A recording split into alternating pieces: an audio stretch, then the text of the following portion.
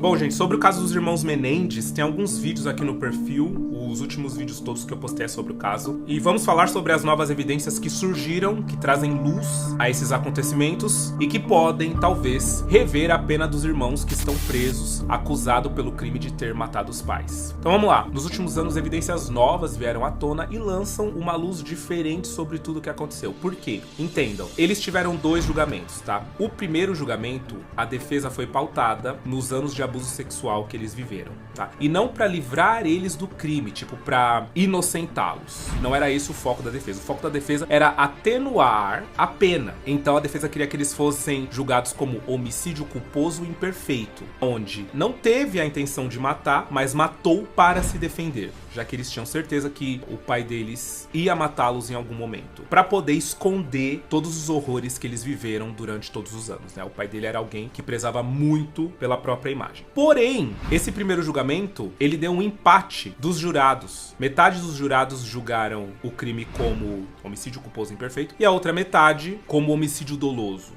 O julgamento foi anulado e um segundo julgamento foi feito. Só que nesse segundo julgamento, o juiz simplesmente excluiu o direito da defesa usar os abusos sexuais como desculpa, entre aspas, para o crime. Então, a defesa não poderia falar sobre os abusos sexuais. Só que toda a defesa deles foi pautada em cima disso. Isso por quê? Porque, segundo o juiz, não haviam provas o suficiente para dizer que realmente os abusos haviam acontecido. Por mais que tivessem depoimento de 2 primos deles, os quais relataram que quando eles eram pequenos, menores, eles chegaram a falar sobre algumas coisas que estavam acontecendo dentro de casa. Tem outro primo dele que relatou uma vez que ele achou esquisito que o pai deles entrou no quarto, foi tomar banho com eles, e aí a esposa não deixou que ele se aproximasse nem da escada pra subir, falou que era pra ele ficar ou na sala de estar ou fora da casa, se ele quisesse dar uma volta. Isso porque quando ele chegou próximo à escada, ele ouviu uma das crianças gritar. E aí ele perguntou se estava tudo bem. E a Kitty imediatamente falou que estava tudo bem, que era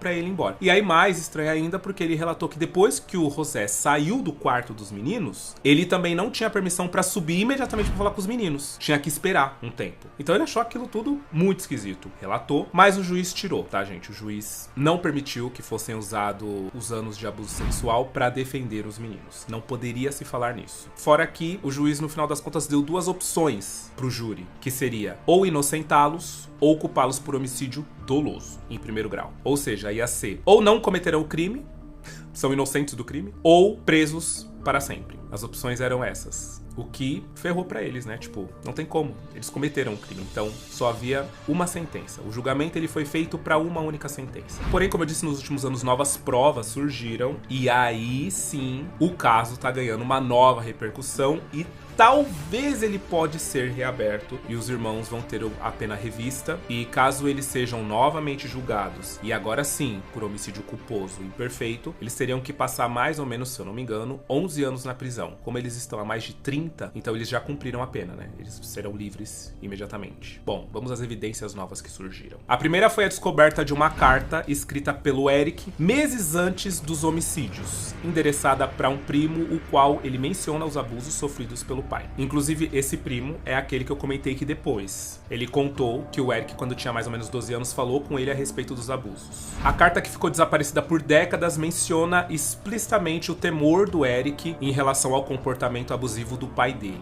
sugerindo um padrão de abuso sexual que, segundo ele, teria começado anos antes. E na carta, ele diz que não aguenta mais e que o pai tá fora de controle e que ele já não consegue mais dormir porque ele tem medo do pai dele entrar no quarto dele à noite, de madrugada, pra abusar dele. E isso tira o sono dele, ele fica pensando nisso. E ele próprio já estava com pensamentos suicidas, pensamentos de tirar a própria vida. E além dessa carta, nós também temos uma outra evidência que surgiu. O ator Roy Rossello, ex-integrante da famosa banda porto-riquenha Menudo, que foi uma banda que fez um sucesso estrondoso durante os anos 80, durante os anos 80 e 90. Ele veio a público alegando que também foi vítima de abuso sexual pelo José Menendez. O Rossello afirmou que quando ele era adolescente, ele foi drogado com vinho e abusado sexualmente na residência dos Menendez durante uma visita. O mais aterrorizante do depoimento dele é que ele disse que a todo tempo ele estava consciente. Só que ele estava indefeso, já que ele não conseguia manipular os próprios movimentos. A droga que o José Menendez colocou deixou ele meio que aéreo,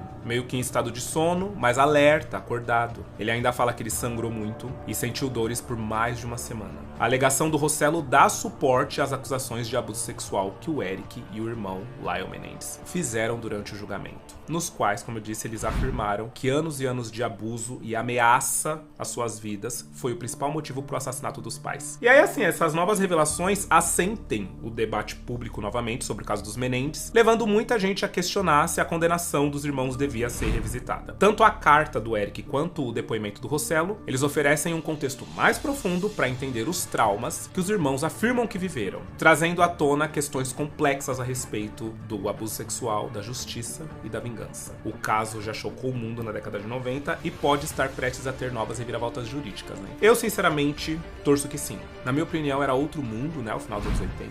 Não falava-se sobre abuso sexual infantil e os próprios irmãos revelaram que se eles fossem garotas, a condenação deles seria diferente. Porque naquela época entendia-se que meninas eram abusadas sexualmente por homens, enfim. Mas que meninos, garotos, não. Principalmente pelo pai.